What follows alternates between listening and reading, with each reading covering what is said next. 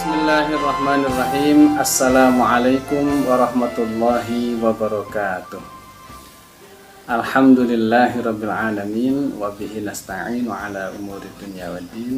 Wa sallallahu ala sayyidina Muhammadin khatamin nabiyyin wa ala alihi wa sahbihi ajma'in wa la haula wa la quwwata illa billahil aliyyil azim. Amma ba'du. Puji syukur kita panjatkan kehadirat Allah Subhanahu wa taala. Saya hadir dalam kesempatan ini melalui media virtual. Dalam hal ini berbicara sebagai seorang wakil kepala sekolah bidang kesiswaan. Yang kami hormati Bapak Kepala Sekolah beserta jajarannya, kemudian guru-guru dan anak-anakku, siswa dan siswi SMP Kosgoro yang saya cintai dan saya banggakan. Bisa dimanapun berada, kita bersyukur pada saat ini, di saat semua orang, ya mungkin levelnya dunia ya, sekarang sudah levelnya dunia, sedang dilanda musibah COVID-19 atau Corona, yang tentu saja ini perlu kita sikapi bersama. Bagi yang sudah terbiasa menyikapi masalah atau problem dengan tenang, dengan keyakinan yang tinggi, mungkin tidak terlalu banyak efek negatif yang dia hadapi. Tapi bagi yang terbiasa panik, terbiasa tidak terlatih untuk menyelesaikan masalah, mungkin ini menjadi beban tersendiri. Dan salah satu yang harus kita sikapi adalah sikap kita dalam kegiatan belajar mengajar yang biasanya kita lakukan di kelas atau di sekolah. Untuk saat ini, dengan takdir Allah Subhanahu wa taala, kita paham bersama, kita dipaksa mau tidak mau untuk belajar di rumah. Bahkan ramai ya dengan hashtagnya di rumah saja dan lain sebagainya. Jadi sekali lagi, ini pun perlu sikap yang terbaik dalam menyikapinya, sehingga tidak menjadi beban yang begitu berat untuk kita hadapi. Pada saat ini, perkenankan saya menyampaikan beberapa hal berkenaan dengan kegiatan belajar mengajar kita dari sisi tata tertib. Mohon maaf, ini baru saya posting atau baru saya rilis ya untuk tata tertib secara virtual, wabil khusus di masa pandemi COVID ini. Anak-anakku yang Bapak cintai dan yang Bapak banggakan, tata tertib tentu salah satu hal yang urgent atau penting juga kita laksanakan sesuai dengan aturannya masing-masing atau sesuai dengan urutannya, agar apa yang kita laksanakan itu berhasil. Dalam hal ini kita belajar, kemudian berbagai macam cita-cita yang kita harapkan juga bisa berhasil. Ya, dan belajar di sini, keberhasilan ini bukan hanya siswa, tapi semua sivitas akademika SMP Kosgoro dimanapun berada. Baik, yang pertama, tata tertib siswa. Poin yang pertama adalah siswa wajib mengikuti kegiatan belajar mengajar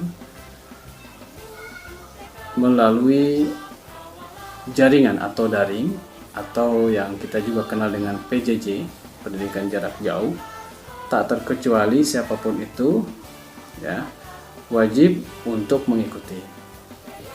Yang kedua, siswa dan siswi SMP Kosgoro mengikuti aturan main. Dalam hal ini jadwal kegiatan belajar yang sudah ditentukan oleh sekolah. Seperti hari Senin ada pendidikan agama, ada pendidikan matematika dan lain sebagainya. Jadi jangan sampai keluar dari koridor yang ada atau siswa keluar dari konsep jadwal KBM. Yang ketiga, siswa wajib menggunakan aplikasi yang sudah disiapkan oleh sekolah dalam hal ini Yayasan Dharma Setia Kosgoro Kota Bogor, yaitu aplikasi sistem informasi penunjang pembelajaran atau yang dikenal dengan SIAP. Jadi tidak menggunakan aplikasi yang lain untuk saat ini. Yang keempat, siswa dan siswi wajib menjaga nama baik sekolah, baik itu di rumah ataupun di tempat yang lain. Tentu saja dalam hal ini khususnya dalam posisi menggunakan internet atau dalam jaringan. Jadi sekali lagi, siswa dan siswi mohon untuk bisa bijak dalam menggunakan internet yang tentu saja kaitannya dengan nama baik sekolah. Jangan sampai hanya karena upload 1-2 hal, baik itu sederhana ataupun yang memang didesain, atau bahkan cuma main-main saja, tapi itu mencoreng nama baik sekolah. Yang berikutnya, siswa dan siswi wajib mengikuti etika atau adab yang memang diajarkan, tidak hanya di agama Islam. Belajar di rumah bukan berarti bersantai ria. Belajar di rumah bukan berarti sebebas-bebasnya tanpa aturan. Tetap gunakan etika atau adab atau akhlak dalam hal ini yang menjadi tujuan kita semua, yaitu karakter yang baik dan kuat. Akan timbul dari adab atau etika ini. Apa saja adab atau etika dalam kegiatan pembelajaran daring seperti ini? Yang pertama tadi sudah disampaikan, beretika atau bijak dalam menggunakan internet. Yang berikutnya tentu saja kalian atau kita semua dituntut sekarang untuk menerapkan etika atau adab atau akhlak yang mulia ketika ada di rumah. Kepada orang tua seperti apa sikapnya? Hati-hati wahai anak-anakku, jangan sampai gara-gara membiasakan pembelajaran yang bebas sebebas-bebasnya, santai, tapi ternyata malah bukan berhasil, tapi malah mengecewakan orang tua. Ya, ada yang susah dibangunkan dari tidurnya, ada yang justru kuota yang disediakan atau fasilitas yang disediakan malah digunakan untuk bukan belajar. Itu, percaya dan tidak percaya anak-anakku, akan membuat kalian tersendat dalam pembelajaran. Jadi etika ini sangat-sangat penting. Ya, dan mohon maaf Bapak menjelaskannya agak lebih jauh dari etika ini. Contoh kalian juga etikanya yang tidak baik, bahwa pembelajaran tidak dimulai dengan bersih-bersih dulu. Ya. Sampai-sampai istilahnya santai ini tidak mandi dulu. Salah. Jadi kalau tidak mandi nanti tidak fresh. Otaknya pun tidak fresh. Lalu belajar tidak sarapan dulu. Nah, yang ada adalah kalian nanti mungkin akan cepat emosional. Panas bawaannya, kemudian kalian mudah marah. Nah, ini tidak baik, tidak bagus. Ya. Baik. Yang berikutnya tentu jaga etika atau adab atau akhlak kepada dewan guru atau bapak ibu guru. Ya, mereka pun sama atau kami semua sama, sangat khawatir dengan masa depan kalian, terutama orang tua kalian. Sangat khawatir sekali. Oleh karenanya, mari sama-sama kita jaga etika atau adab ini dengan sebaik-baiknya.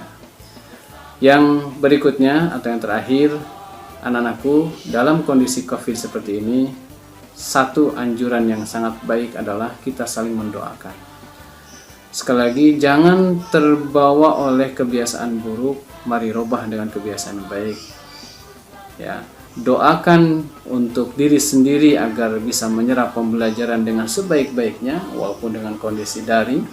Yang kedua, doakan orang tua. Ini kesempatan sangat emas sekali untuk kalian atau kita semua mendoakan orang tua, baik yang masih ada ataupun yang sudah tiada. Doakan kebaikan, doakan dilancarkan usahanya, dilancarkan rezekinya dan lain sebagainya. Kemudian doakan Bapak Ibu Dewan Guru agar terus mendapatkan taufik dan hidayah sehingga bisa membimbing kalian walaupun dalam kondisi seperti ini. Gitu, ya. Dan terakhir, doakan kaum muslimin muslimat saudara-saudara kita sebanyak-banyaknya.